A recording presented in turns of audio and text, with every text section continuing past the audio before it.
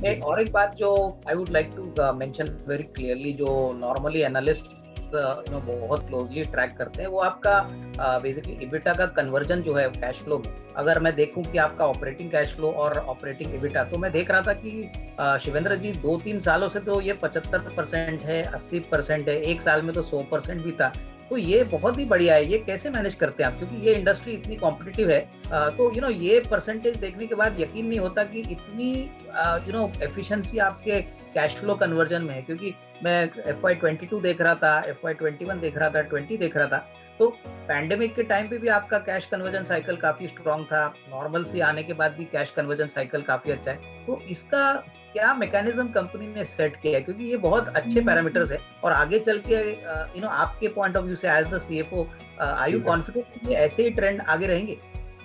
Sir बिल्कुल आपने ठीक मतलब पकड़ा उस चीज को कि जैसे आपने बताया पैंडेमिक में भी रहा। मैं बिलीव हमने पैंडेमिक में अपनी कंपनी को लिया कि पैंडेमिक में लोग सर्वाइवल कर लोग रहे थे, हमें भी डर था क्योंकि once in a life time था ये सारी चीजें। बट उसके साथ ही नहीं करा, हमने कंपनी को कम्प्लीटली डेट फ्री किया। और हमारा प्रमोटर का एजेंडा है, हमारा बिल के कि हमें कंपनी को कुछ भी हो जाए डेट फ्री रखना है।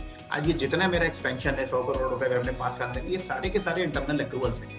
अभी जो हमने बैकएंड पे इन्वेस्टमेंट किया वो इंटरनल एक्रूवल्स है, और अगले अगर 2 सालों में 100 करोड़ या 3 सालों में 100 करोड़ मेरा इन्वेस्टमेंट होगा, वो भी सारे इंटरनल एक्रूवल्स है। We are debt free and we have to keep the company debt free. Normal working capital थोड़ी बहुत यूटिलाइज हो जाए 10-12 करोड़, वो डजंट मेक एनी डिफरेंस। तो सर वही चीज है कि जो मेरा कैश फ्लो फ्रॉम ऑपरेशंस है उसमें मेरी सारी कॉस्ट कवर हो जाती है। तो मेरा जितना भी कैश फ्लो ऑपरेशन से एडिशनल जनरेट होता है, जैसे इस बार मैं 13% अपने पैट की बात कर रहा हूँ, तो अगर मैं प्रॉफिट बिफोर टैक्स पे जाऊंगा तो 100 करोड़ या 110 प्लस पे मैं जाऊंगा।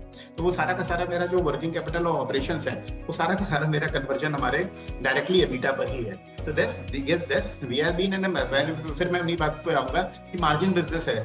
मार्जिन बिजनेस में अगर मैं अपने खर्चे को कंट्रोल करके एबिटा में कन्वर्ट नहीं कर पा रहा हूँ, तो वो बीच के पोर्शन में कहीं गड़बड़। तो ये सस्टेनेबल है और कंटिन्यूअसली ऐसे ही रहेगा। हमने पहले भी सारा इंटरनल एक्रूवल्स एक्सपेंशन किया और आगे भी हम इंटरनल एक्रूवल्स